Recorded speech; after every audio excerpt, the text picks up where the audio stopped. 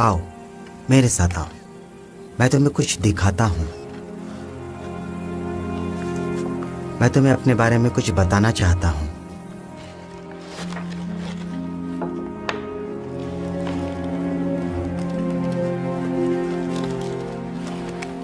योशिया, अभी तो तुम बच्चे हो, पर एक दिन तुम मेरे बारे में सब कुछ जान ही जाओगे। मैंने जिंदगी में बहुत बुरे बुरे काम किए हैं। मैंने यहोवा की उपासना करने के बजाय छोटे देवी देवताओं की उपासना की। यहां तक कि मैं यहोवा के मंदिर में मूर्तियों तक को ले आया। मैंने यहोवा का बहुत दिल दुखाया।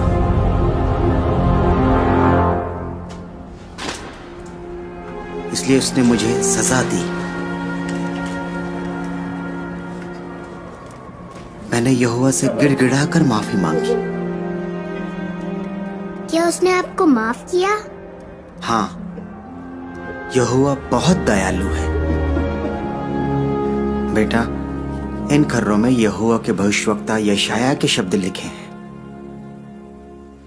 मूर्तों को तराशने वाले सब के सब बेकार हैं, और जो मूर्तें उन्हें प्यारी हैं वो उनके किसी काम की नहीं। उनके साक्षी बनकर वो ना तो कुछ देख सकते हैं और ना समझ सकते हैं। अब मैं चाहता हूं कि आगे की कुछ आयतें तुम पढ़ो। यहाँ एक आदमी एक पेड़ को काटता है, पर वो उसका क्या करता है? लकड़ी के आधे हिस्से से वो आग जलाता है, फिर उसी पर गोश्त भूनता है, जी भरकर खाता है और आग सेक कर कहता है, वाह, इसकी गर्मी अच्छी लग रही है। क्या ऐसा करना गलत है दादाजी? नहीं मेरे बच्चे, पर चलो देखते हैं कि वो बाकी के हिस्से का क्या करता है। बची हुई लकड़ी से वो देवता की एक मूरत बनाता है। उसके आगे झुककर उसकी पूजा करता है और उससे प्रार्थना करता है, बचा ले, क्योंकि तू ही मेरा ईश्वर है। ये तो गलत है।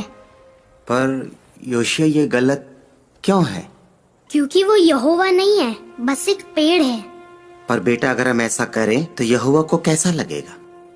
यहोवा नहीं चाहता कि हम किसी और ईश्वर को माने। बिल्कुल सही कहा। और क्या दूसरे ईश्वर हमारी प्रार्थना सुन सकते हैं? नहीं, सिर्फ यहोवा। और योशिया, यहोवा तुम्हारी प्रार्थनाओं को भी सुनना चाहता है। मैं हमेशा उससे प्रार्थना करता हूँ। दिन में कई बार उससे प्रार्थना किया करो, मगर दिल से। तब पता चलेगा कि तुम उससे प्यार करते हो और उसके दोस्त बनना चाहते हो। अगर तुमसे कोई गलती हो जाए तो यहोवा से प्रार्थना करो कि वो तुम्हें माफ कर दे।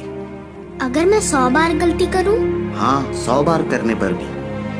1000 बार? हाँ। और लाखों बार करूं तो? हाँ, तब भी वो माफ करेगा। अगर तुम उससे माफी पाने के लिए प्रार्थना करो और अपनी तरफ से सही काम करने की पूरी कोशिश करते रहो।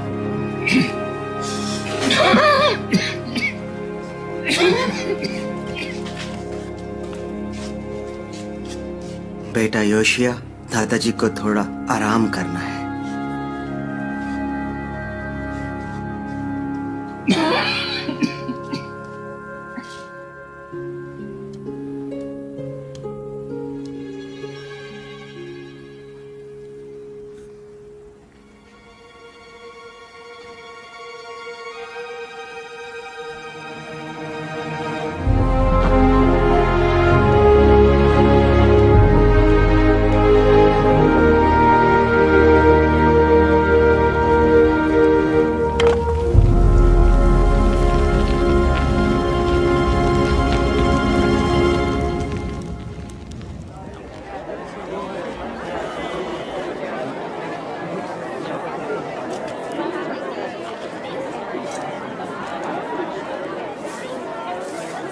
मुझे बाकी की कहानी सुनाओ ना। तो कहाँ था मैं? स्वर्गदूत पर। अरे हाँ, फिर यहोवा का स्वर्गदूत स्वर्ग से नीचे आया और फुश, और उसने सनहरीब के 1,85,000 सैनिकों को मार गिराया। सच में? हाँ। तब राजा हिजकिय्याह ने एक बात सीखी कि हम यहोवा पर हमेशा भरोसा कर सकते हैं। आपके साथ मंदिर जाना अच्छा लगता है। सपन्या,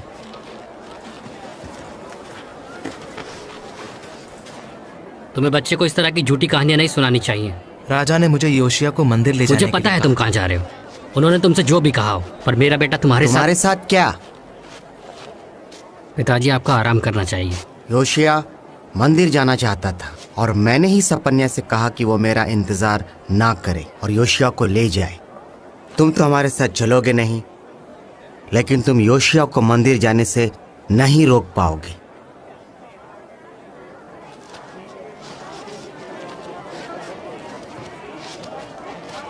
जैसी आपकी मर्जी।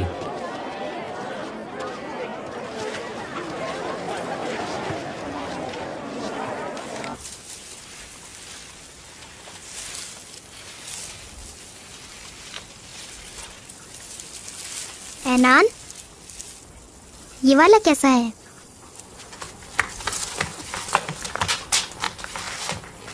इस बार क्या बनूं मैं? मैं राजा सुलेमान बनूंगा। इस बार मैं बन जाऊं राजा दाविद।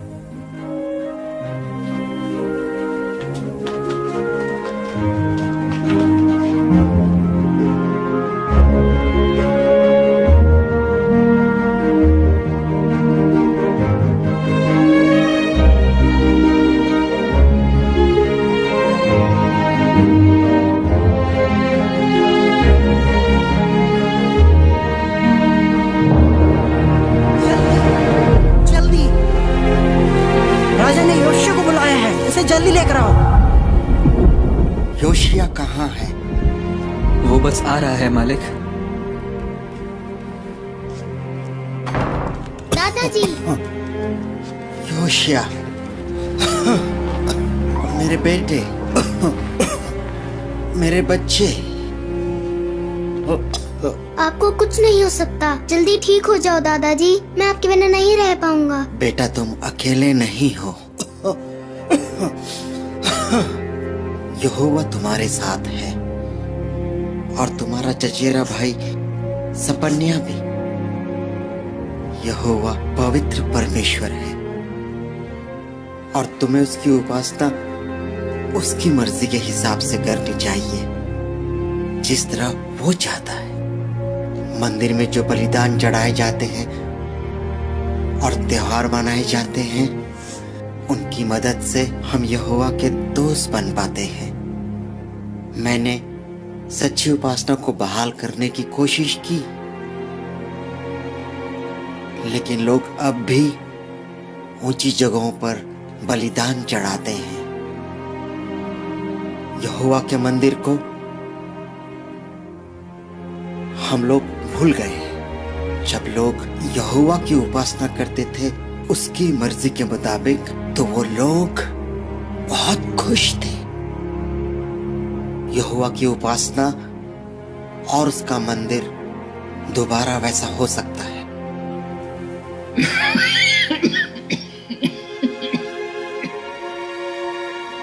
हर हाल में यहोवा की उपासना करना योशिया। बाकी देवी देवताओं में जरा भी ताकत नहीं है।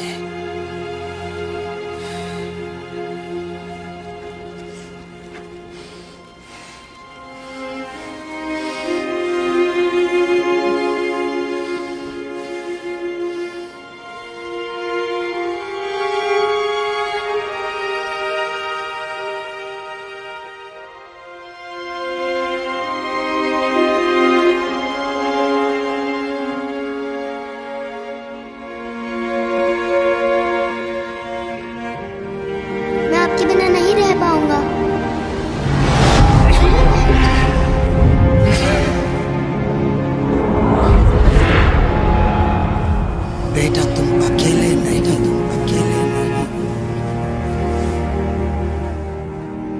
यहोवा तुम्हारे साथ है, यहोवा तुम्हारे साथ है।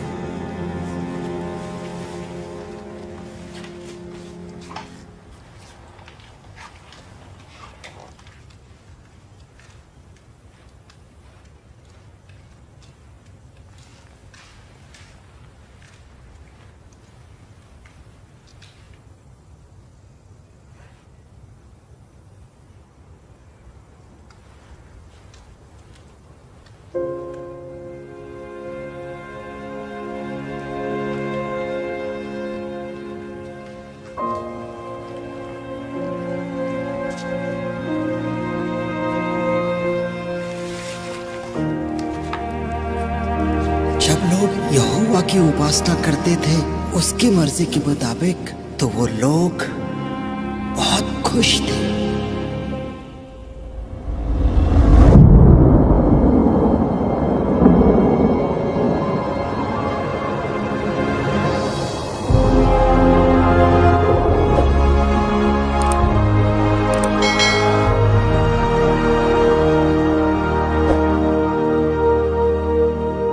योशिया,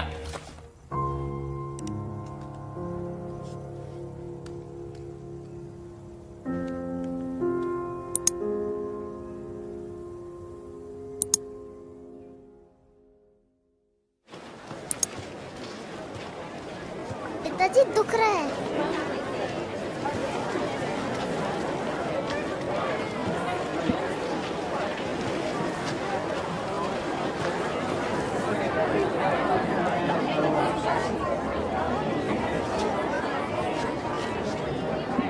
हमारी मूर्तियाँ बिक रही हैं ना? बेन मत्तान, ये मूर्तियाँ इतनी खूबसूरत हैं कि लोगों की भीड़ लग जाती है और धड़ाधड़ बिक रही हैं। बहुत खूब। हमारी भी काफी कमाई हो रही है इनसे। इन्हें रखने से बाल की बरकत रहती है। इस बार की हमारी फसल बहुत अच्छी होगी। यहोवा को ये बिल्कुल पसंद नहीं। चुप हो जाओ। बेटा, हमें सारे देवी देवताओं की जरूरत है, सिर्फ यहोवा की नहीं।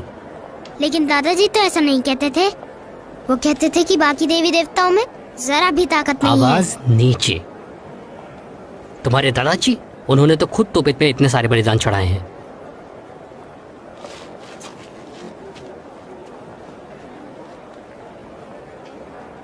बेटा, अगर तुम एक ताकतवर आदमी बनना चाहते हो तो तुम्हें यहोवा की मदद भी चाहिए और बाल की मदद भी। नहीं, ऐसा नहीं है। ये गलत है। यहोवा की उपासना करने के लिए हम सबको मंदिर में जाना चाहिए। दादाजी ने बताया। बाढ़ में गए तुम्हारे दादाजी और उनकी बातें। कब से एक ही बात की रट लगा रखी है। तुम्हारे दादाजी को मरे 2 साल हो चुके हैं।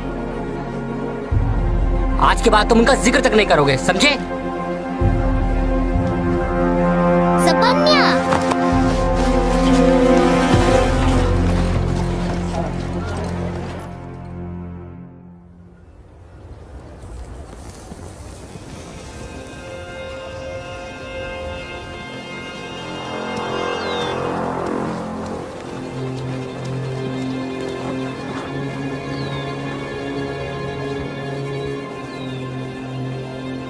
एनान, चल यहाँ से निकलते हैं।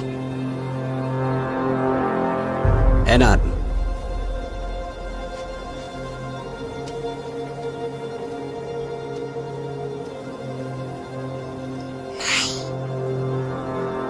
राजा अमोन,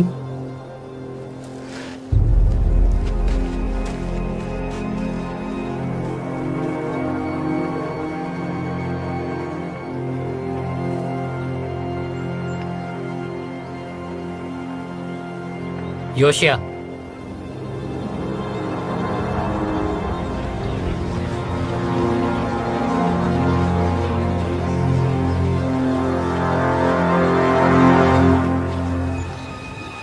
इसे लो, तमाशा मत खड़ा करो।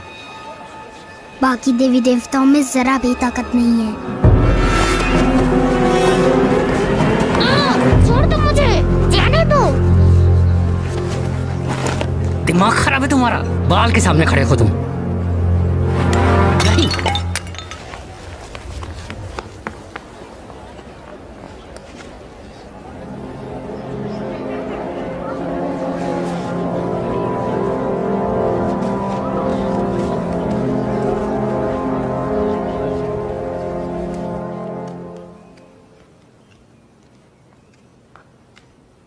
अगर इस साल बारिश नहीं हुई तो इसका जिम्मेदार योशिया होगा। आज उसने जो हरकत की वो माफी के लायक नहीं है। उसकी क्या गलती है? वो हर समय अपने दादाजी के साथ रहता था। लड़के को सजा मिलनी चाहिए। तमीज से बात करो वरना जबान खींच लूंगा। तुम हो गए यहाँ के बाल के पुजारी, पर मैं राजा हूं यहाँ का। आप सही कह रहे हो मालिक। जाओ, निकल जाओ यहां से, और वो भी ले जाओ। नहीं, इसे मैं आपके पास ही छोड़ रहा हूं मेरे मालिक।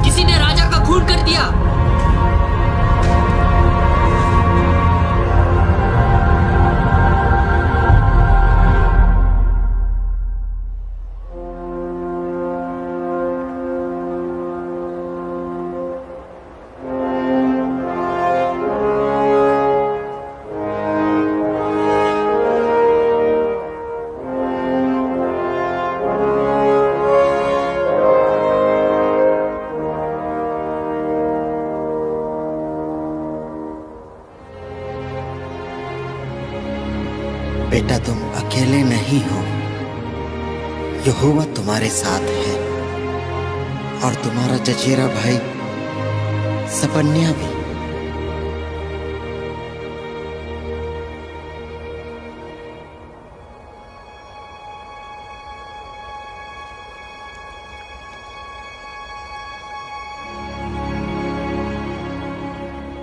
राजा योशिया की जय हो। राजा योशिया की जय हो। राजा योशिया की जय हो। राजा योशिया की जय हो।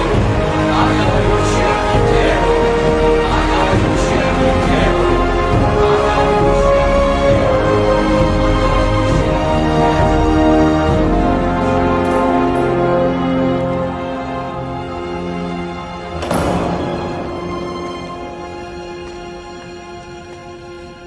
एनान, अब तो तुम राजा हो। भविष्यवक्ता सपन्या, क्या हाल है तुम्हारे? तुम्हें देखकर अच्छा लगा। मालिक, मैं समझ सकता हूं ये सब आपके लिए आसान नहीं है। मैं आपके पिता की बहुत इज्जत करता था। वो एक बहुत ही अच्छे आदमी थे, सबको अपनी मर्जी से उपासना करने देते थे। हुजूर, आपके पिता अक्सर मुझसे जरूरी मामलों में सलाह मशवरा करते थे। योशिया, अब तुम मेरे साथ खेलने नहीं आ पाओगे ना? मालूम नहीं। हमें आपको अकेला छोड़ देना चाहिए, पर आप मेरे यकीन मानिए, मुझे आपसे बहुत हमदर्दी है। आपको जब भी मेरी जरूरत पड़े बस याद कीजिएगा, बंदा हाजिर हो जाएगा।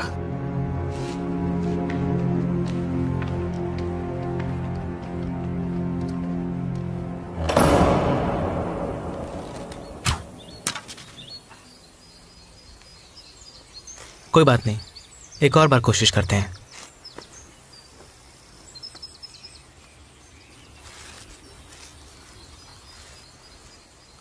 हाथ सीधे, ऐसे। और एक और बात, तीर पर ध्यान मत दो, निशाने पर ध्यान दो। ऐसे? हाँ।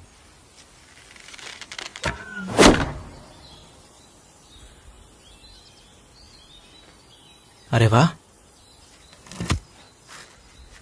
तुम सीख गए हो।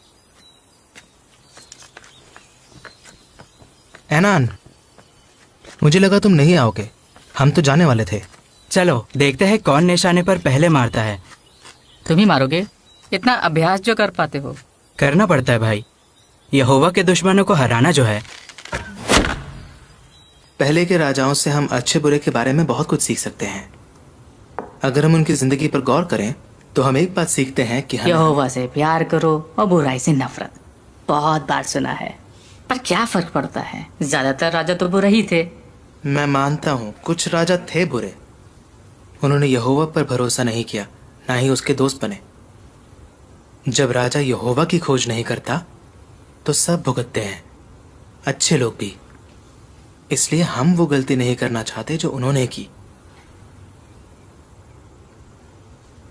तुम बताओ, क्या राजा का लोगों पर असर पड़ता है? पड़ता तो है। दादाजी ने सब कुछ सही करने की पूरी कोशिश पिताजी की। कहते हैं राजा मनुष्य थोड़े क्रूर थे, पर वो लोगों पर कुछ थोपते नहीं थे। काफी आजादी थी उनके राज्य में। एनान, जब हमें छूट दी जाती है तो हमारी एक जिम्मेदारी भी बनती है। हमारी जिम्मेदारी बनती है कि फिर वही भाषण। हमारी जिम्मेदारी बनती है कि हम फैसला करें कि हम किसकी उपासना करेंगे, यहोवा की या दूसरे ईश्वरों की। पिताजी कहते हैं कि जब अशूरियों ने राजा मनुष्य को रिहा कर दिया था, तब से वो एक ही ईश्वर की उपासना करने लगे। इसलिए वो हर छोटी छोटी बात पे जिद करने लगे, औरतों की तरह। उन्होंने बहुत कुछ सहा, तब जाकर उन्हें यकीन हुआ कि सिर्फ यहोवा ही सच्चा परमेश्वर है। तुम्हें क्या पता उनके बारे में? हाँ, मेरे पिताजी ने जो देखा वही बोला उनके बारे में। उन्हें अपना मुंह बंद रखना चाहिए। तुम ऐसा कैसे कह सकते हो? तुम्हारे पिताजी उन पर भरोसा करते थे, तुम्हें भी करना चाहिए। वैसे भी तुम एक वक्त पर यहोवा, बाल, मलकाम या किसी भी देवता को पूछ सकते हो। तुम्हें सच में लगता है हम ऐसा कर सकते हैं? क्यों नहीं? हाँ, तुम्हारे पिताजी कुछ भी बोलते हैं। तो तुम्हारा मतलब है कि मुझे उनकी नहीं सुननी चाहिए। नीति वचन में लिखी बात भूल गए हो क्या? आपने जन्म देने वाले पिता की सुन। हाँ, हमें अपने माता पिता की इज्जत करनी चाहिए, लेकिन हम और हमारे माता पिता, हम सब यहोवा के लिए जीते हैं। अगर हमारे माता पिता कुछ ऐसा करते हैं जिससे यहोवा नफरत करता है और हम उनका साथ देते हैं, तो उसे कैसा लगेगा? वो मुझे पागल कर देता है। मेरे दादाजी ऐसे थे, वैसे थे, तुम उनके बारे में कुछ नहीं जानते। सपन्या एक नबी है, तुम्हें उसकी सुननी चाहिए। नबी तो आते जाते हैं, वो तो अभी बच्चा है। नबी क्या बनेगा? उसकी उम्र ही क्या है, 25 साल? हम सिर्फ यहोवा की ही उपासना क्यों करें? लोग तो हजारों ईश्वर को पूछते हैं आज। उसके सामने सोच समझ कर बोला करो। वो खुद को कुछ ज्यादा ही नेक समझता है और एक दिन सबको ले डूबेगा। तुम्हें उसकी सोच सुधारनी चाहिए। उसे समझाओ कि उसे सब कुछ देखकर चलना चाहिए। समझाओ? सपन्या कहता है कि वो राजा दाऊद के जैसा है। उस धोखेबाज की तरह जिसने किसी और की पत्नी पर नजर डाली। क्या बात है?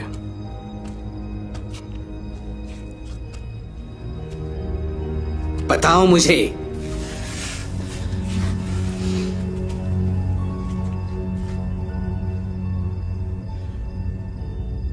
उसकी बात सही निकली तो? कौन सी बात सही निकली तो? कि सिर्फ एक ही सच्चा परमेश्वर है। बेटा, तुम समझ नहीं रहे। योशिया अब भी ना समझ है। उसके दादाजी समझदार थे, फिर उनकी भी बुद्धि भ्रष्ट हो गई। मैं क्या करूं? उससे बात करो, एक अच्छा राजा बनने में उसकी मदद करो। उससे कहो कि वो राजा मनुष्य की तरह लोगों को आजादी दे। मैं बताता हूं कि तुम उसे कैसे समझा सकते हो।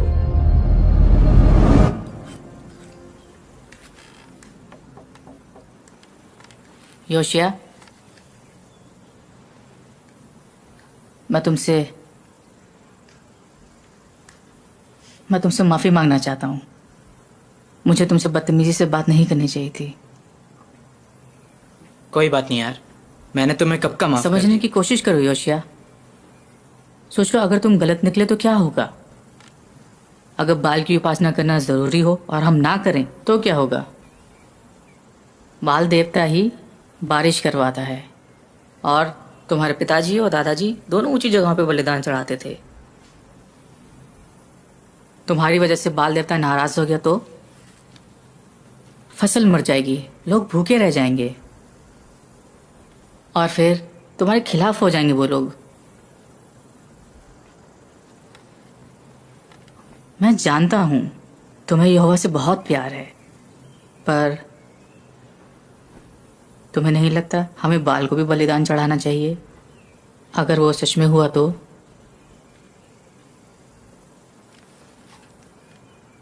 मैं इस बारे में क्यों चिंता करूं, जब मुझे मालूम है कि यहोवा मौसम को काबू में रखता है, ना कि बारिश का कोई झूठा देवता।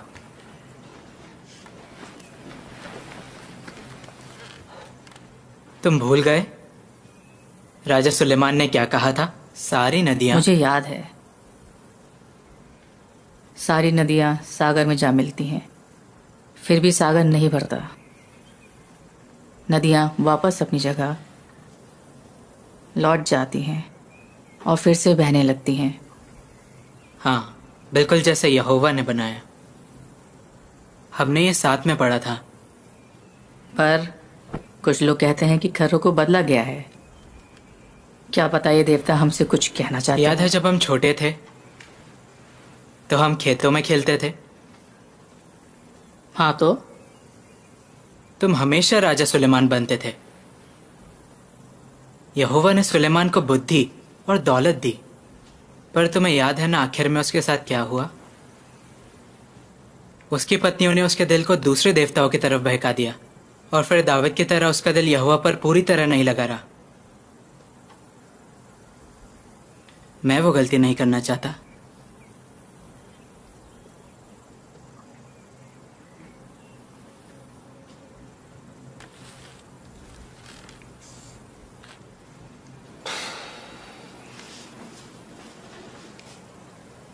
क्या बना रहे हो? नक्शा। दादाजी कहते थे कि जब लोग सही से यहोवा की उपासना करते थे तो मंदिर बहुत सुंदर था। ऐसा फिर से हो सकता है।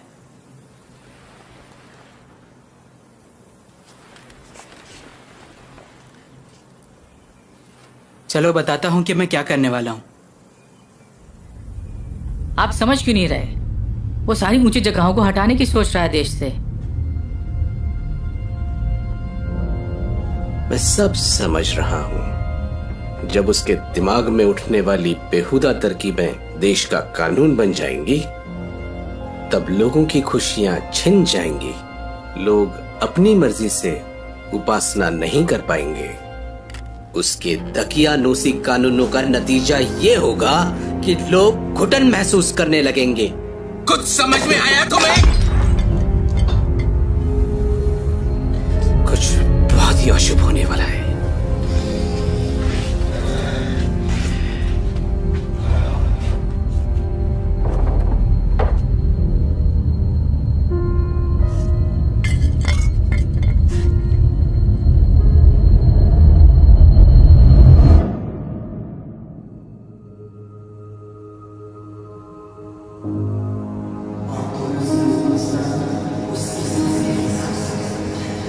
यहोवा पवित्र परमेश्वर है।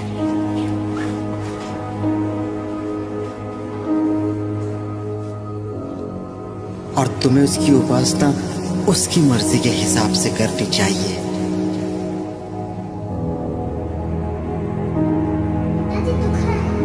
बेटा, अगर तुम एक ताकतवर आदमी बनना चाहते हो तो तुम्हें यहोवा की मदद भी चाहिए और बाल की मदद भी। जब राजा यहोवा की खोज नहीं करता तो सब भुगतते हैं, अच्छे लोग भी। सोचो, अगर तुम गलत निकले तो क्या होगा? तुम्हें नहीं लगता हमें बाल को भी बलिदान चढ़ाना चाहिए? अगर वो सच में हुआ तो?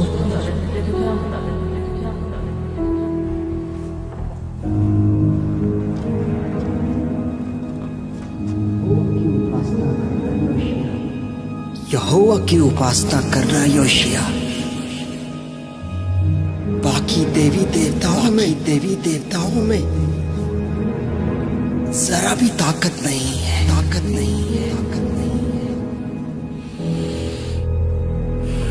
हे यहोवा,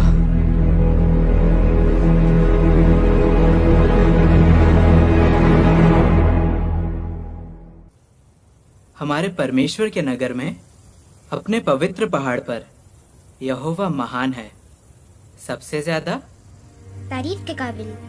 बहुत अच्छे। फिर लिखा है, दूर उत्तर में शान से खड़ा कौन सा पहाड़ है? कौन बताएगा? सियोन पहाड़। क्या बात है, आप दोनों को तो सब याद है। अच्छा, कहाँ है सियोन पहाड़? यहाँ पर पिताजी, इसी जगह। कहाँ? मुझे तो नहीं दिख रहा। कहाँ है फिर? यहीं पर पिताजी, हम सियोन पहाड़ पर ही रहते हैं। हमारा घर पहाड़ पर है? हाँ।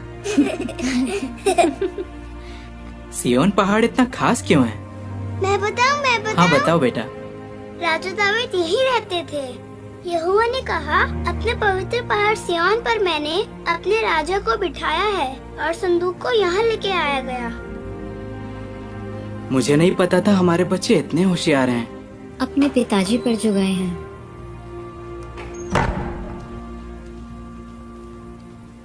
चलो बच्चों।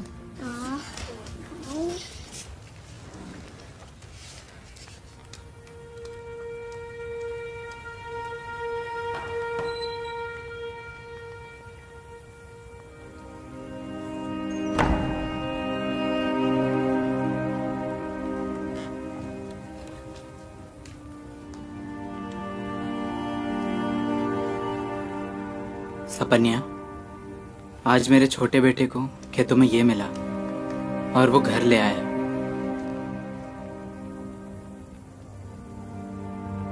वो इस पवित्र शहर को गंदी मूर्तियों से भर रहे हैं। जहां देखूं बाल की मूर्तियां नजर आती हैं। ऊंची जगहों पर धुआं उठ रहा होता है। उनकी धूप की गंध सूंघकर मुझे उल्टी आती है।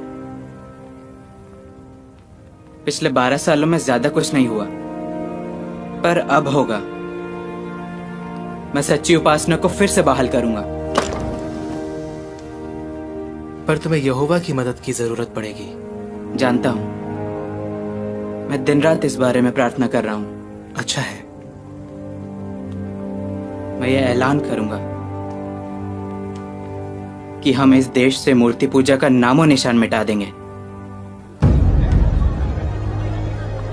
तुम तो बहुत महंगा बेच रही हो। मैं एक पैसा कम नहीं करूंगी।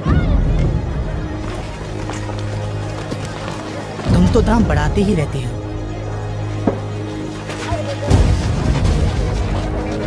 यहां से शुरू करो।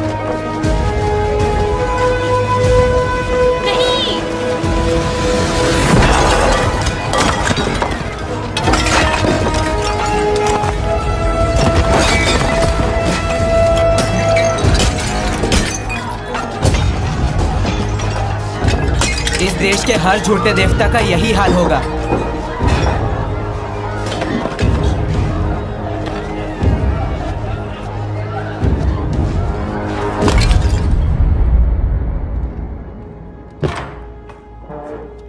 पिताजी,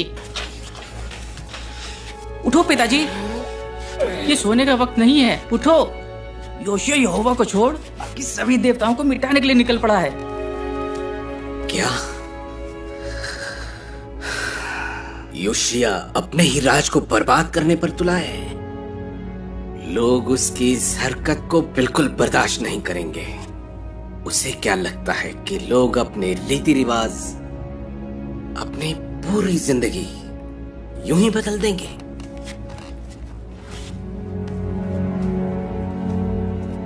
वो बेवकूफ है। बाल हमें बचाएगा।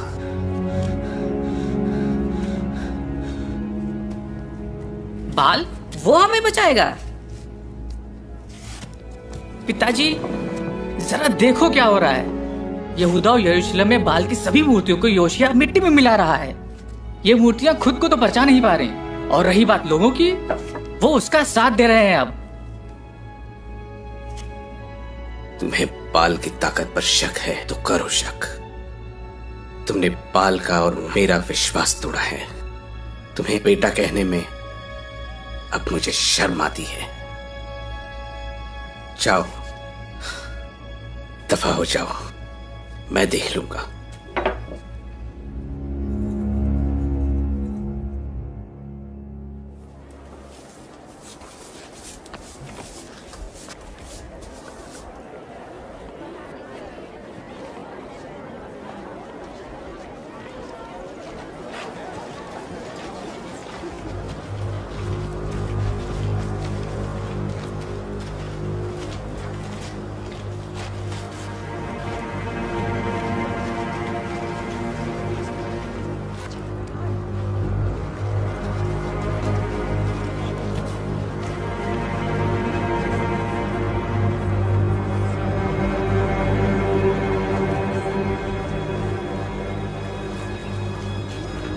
रानी हमुदल, मुझे कुछ कहना है आपसे। बस एक बार मेरी बात सुन लीजिए। बैन मत्तान, तुम्हें क्या कहना है? रानी साहिबा, राजा से कहिए कि वो ये सब रोक दे। ये पागलपन है। वो खुद को, अपने परिवार को और पूरे देश को तबाह करने पर तुले हैं।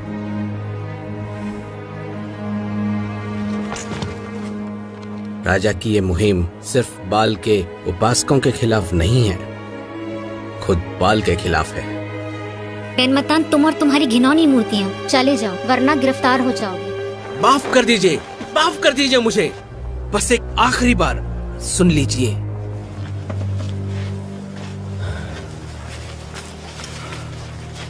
रानी हमुदल, मैं ये सब कुछ आपकी भलाई के लिए कह रहा हूँ। मैं नहीं चाहता कि राजा के साथ कुछ ऐसा हो जो उनके पिता के साथ हुआ था। रानी हमुदल, बच्चों की भी सोचिए।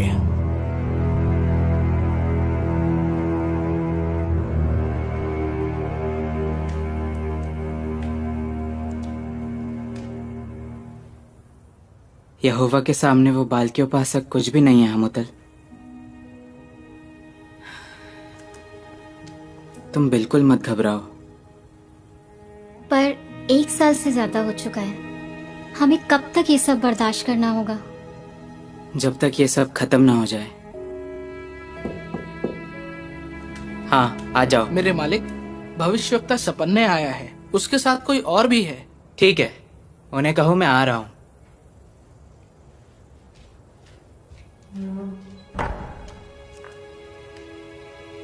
तुम बच्चों के साथ रहो और उनके सामने परेशान मत रहना।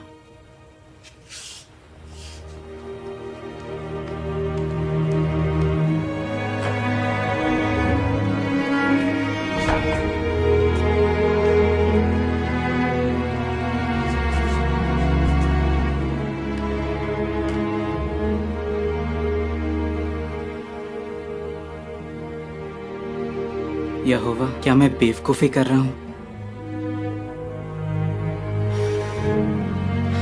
मेरे दादाजी भी इस देश में से ऊंची जगहों को नहीं हटा पाए, तो फिर मैं कैसे करूं?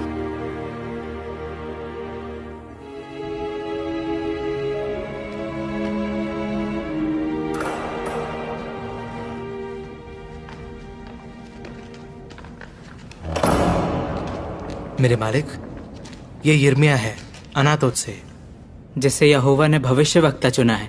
स्वागत है। राजा योशिया, सभी वफादार सेवक इस मुहिम में आपके साथ हैं।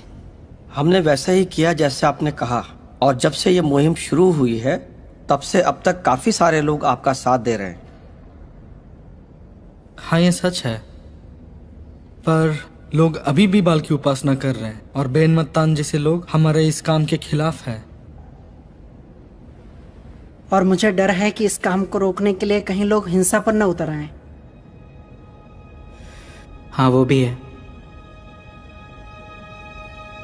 मेरे मालिक, क्या आपको लगता है कि आप इस काम को पूरा नहीं कर पाएंगे?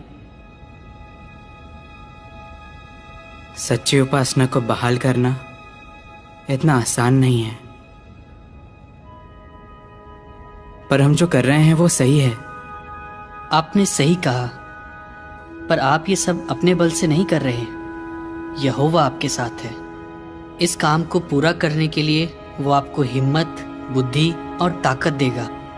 शुरू में जब मैंने अपनी काबिलियतों पर शक किया तो यहोवा ने कहा, ये मत कह कि मैं बस एक लड़का हूँ। पर यहोवा ने सीधे सीधे बात की तुमसे। मुझे कैसे पता चलेगा कि वो मेरा भी इसी तरह साथ देगा? सदियों पहले जब राजा यारोबाम ने उत्तर के राज में अपनी एक वेदी खड़ी की, तब यहोवा ने एक भविष्यवाणी की थी जिसके बारे में यिर्मयाह ने मुझे बताया। यारोबाम बलिदान चढ़ाने के लिए वेदी के पास खड़ा था। तब यहोवा का एक सेवक उसकी आज्ञा से यहूदा से बेतेल आया। उसने यहोवा की आज्ञा के मुताबिक वेदी की तरफ मुंह करके जोर से कहा, हे वेदी, यहोवा का ये संदेश है, देख, दावीद के घराने में योशिया नाम का एक लड़का पैदा होगा। वो तुझ पर उन्हीं याजकों की बलि चढ़ाएगा जो ऊंची जगहों पर सेवा करते और तुझ पर बलिदान चढ़ाते हैं, और इंसानों की हड्डियां जलाएगा। इसलिए अपने विश्वास को डगमगाने मत दीजिए, बल्कि विश्वास में शक्तिशाली बनिए, हमारे पिता अब्राहम की तरह। योशिया, यहोवा ने मुझसे भी बात की। उसने कहा, मैं इस जगह से बाल की हर निशानी मिटा दूंगा, पराए देवताओं के पुजारियों के साथ साथ याजकों के नाम मिटा दूंगा। मैं हाकिमों से, राजा के बेटों से और उन सबसे हिसाब मांगूंगा जो विदेशी कपड़े पहनते हैं। उनके सोने चांदी से उनका बचाव नहीं होगा। वो धरती के सभी देवताओं को बेकार कर देगा।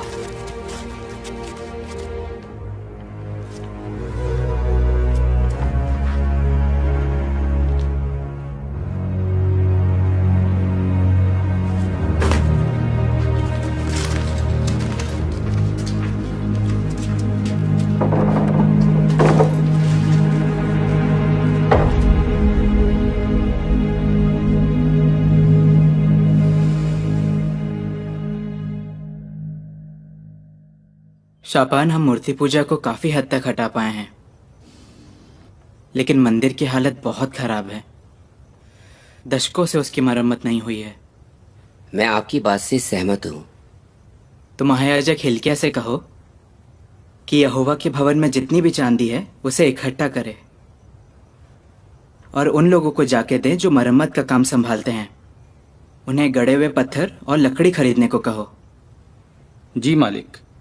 और चांदी का हिसाब कौन रखेगा? शापान? नहीं हुआ, चांदी का कोई हिसाब नहीं रखा जाएगा। ये सब भरोसेमंद आदमी हैं। ठीक है मालिक, जैसा आप कहें।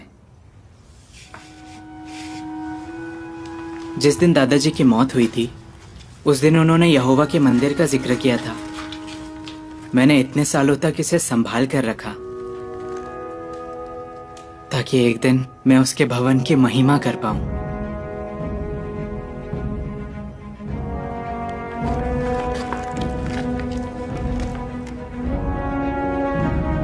और वो दिन आ गया है।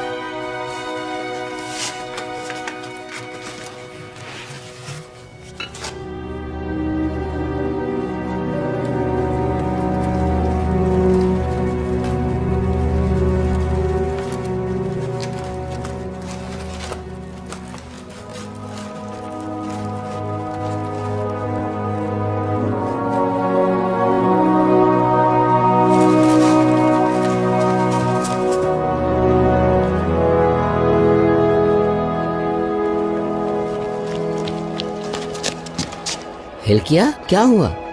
शापान, मुझे यहोवा के भवन में कानून की किताब मिल गई है। कानून की किताब?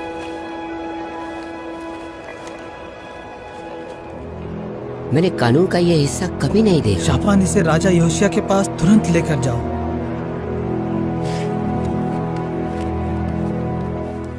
सामान की बात है, ज्यादा सामान तो आ चुका है, बस कुछ चीजें हैं जो अभी तक आई नहीं।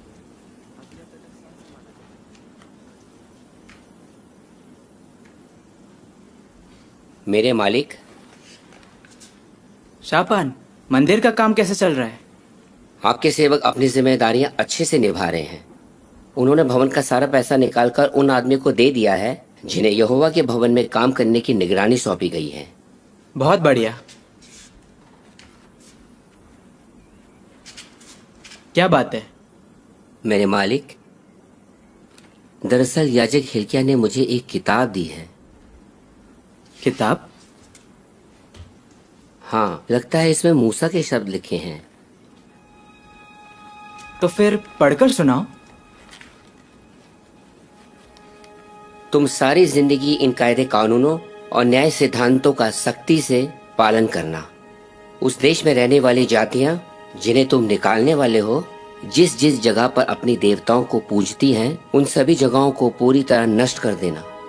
फिर चाहे वो ऊंचे पहाड़ों पर या पहाड़ियों पर या घने पेड़ों के नीचे बनी हो, तुम उनकी वेदियां ढा देना, उनके पूजा स्तंभ चूर चूर कर देना, उनकी पूजा लाठें आग में जला देना और उनके देवताओं की खुदी हुई मूर्तें तोड़ डालना। इस तरह उस पूरे देश से उन देवताओं का नाम तक मिटा देना।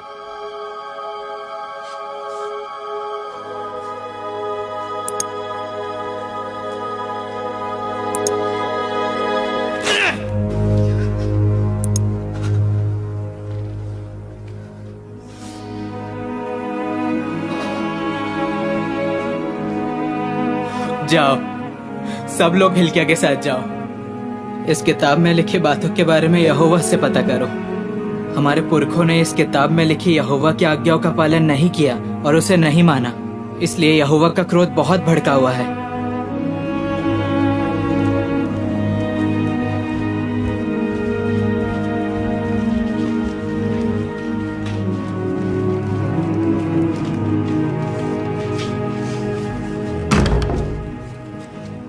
भविष्यवक्ता हुल्दा पास ही में यरूशलेम के नए हिस्से में रहती है। मैं जाकर हिल्किया को बताता हूँ।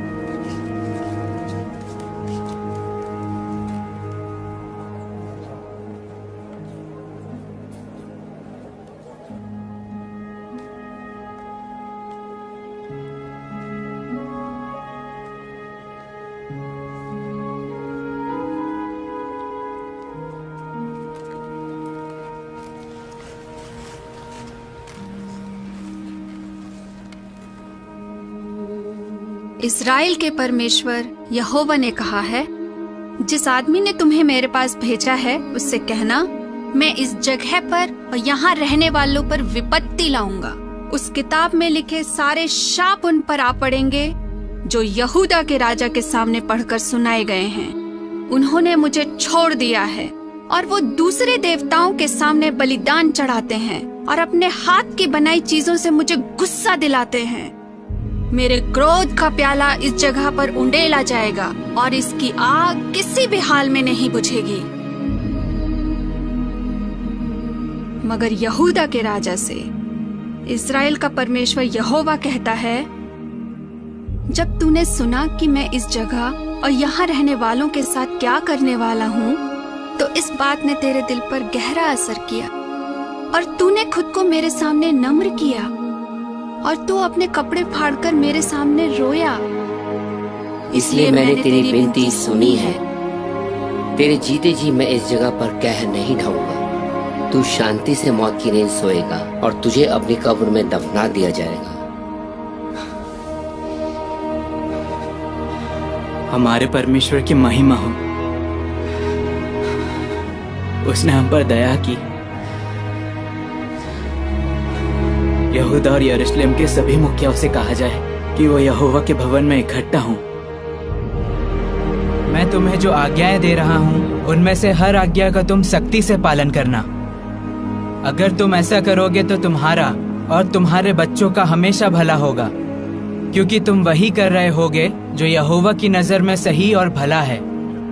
जब तुम्हारा परमेश्वर यहोवा उन जातियों का नाश कर देगा जिन्हें तुम वहाँ से निकाल दोगे, तो तुम उनके देवताओं के बारे में जानने के लिए ये मत कहना, ये जातियाँ अपने देवताओं की पूजा कैसे करती थीं, क्योंकि वो अपने देवताओं के लिए हर वो घिनौना काम करते हैं जिससे यहोवा नफरत करता है।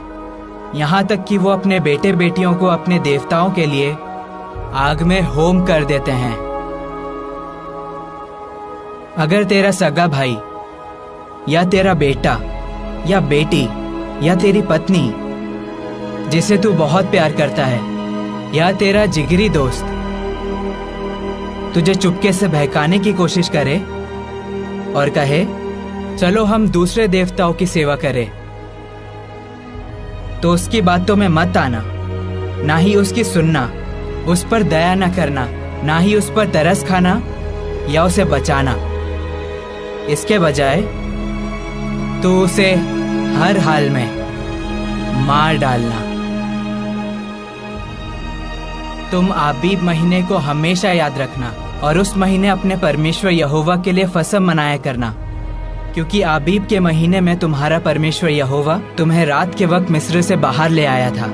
तुम अपने परमेश्वर यहोवा के लिए फसह का बलिदान चढ़ाना और उसे उस जगह चढ़ाना जो यहोवा अपने नाम की महिमा के लिए चुनेगा।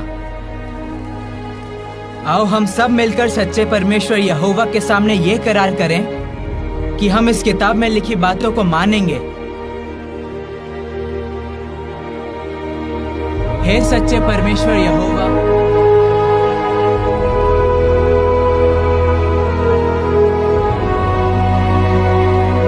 आमीन।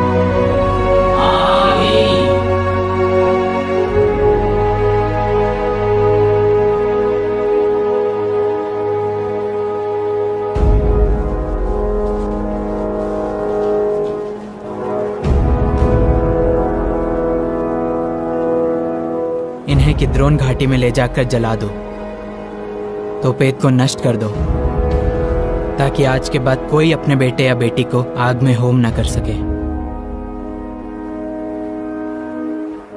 ये तो बस शुरुआत है। यहोवा की मदद से हम सारी ऊंची जगहों का और हर उस चीज का नामो निशान मिटा देंगे जो झूठी उपासना में इस्तेमाल होती है, और उनका भी जो झूठी उपासना का बढ़ावा देते हैं।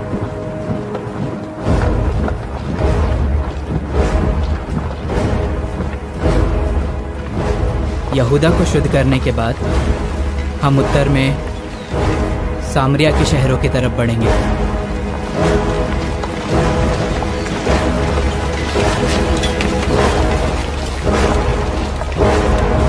पकड़ो ने।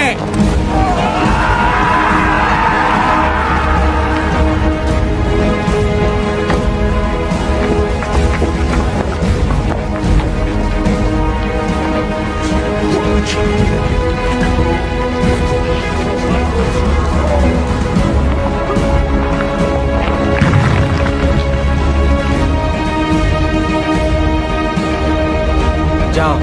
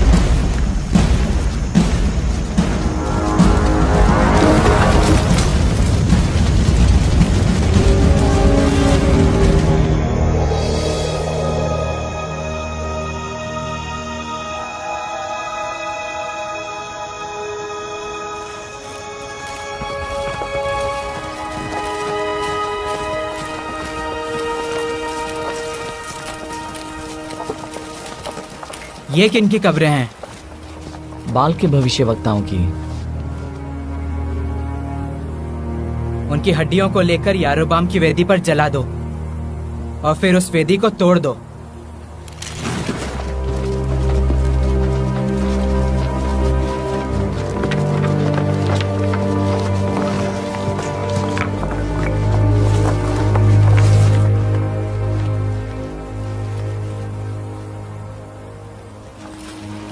ये कब्र किसकी है? ये कब्र सच्चे परमेश्वर के सेवक की है। आप बेतल की वेदी के साथ जो करने वाले हैं उसके बारे में उसी ने भविष्यवाणी की थी।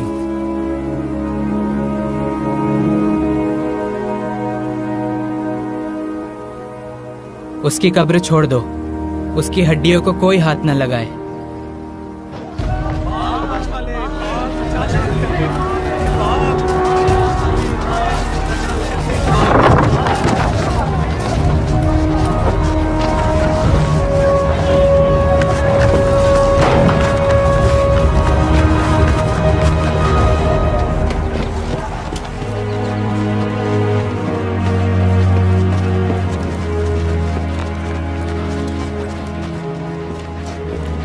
पिताजी,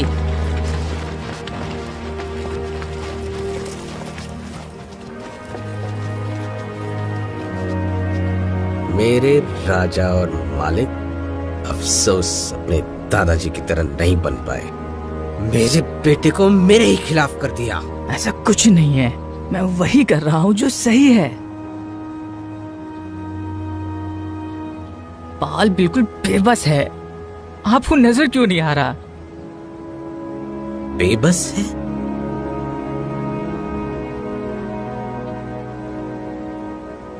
काश मैंने तो पेट में तुम्हारी बलि चढ़ा दी होती।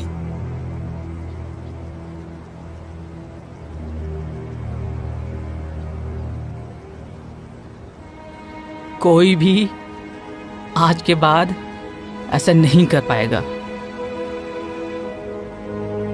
योशिया ने सब ठीक कर दिया।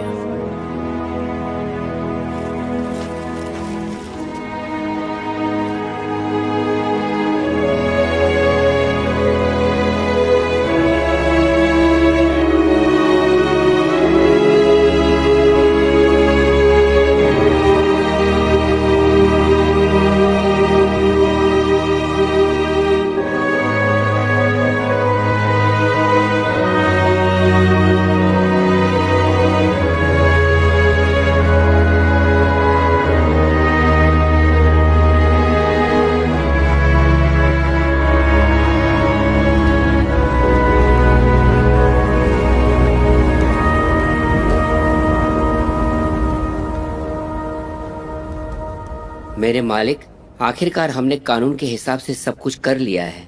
पर एक चीज करना अब भी बाकी रह गया है। लोगों को आज्ञा दो कि वो यहोवा के लिए फसह मनाएं, ठीक जैसे करार की किताब में लिखा है। अगर लोगों के पास बलिदान चढ़ाने के लिए पैसे ना हो तो? मैं लोगों को अपनी भेड़ बकरियां और बैल दान में दूंगा। बहुत खूब मेरे मालिक। न्यायियों के जमाने से अब तक इतने धूमधाम से फसह यरूशलेम में आज तक नहीं मनाया गया।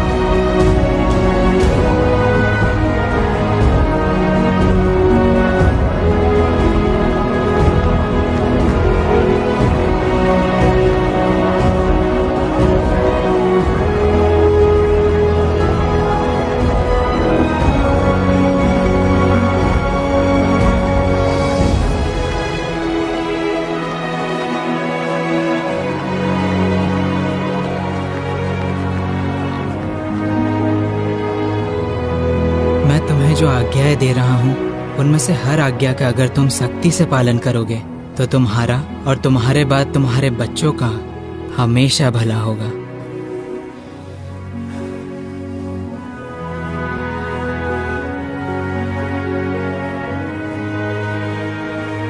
क्योंकि तुम वही कर रहे होगे जो तुम्हारे परमेश्वर यहोवा की नजर में सही और भला है।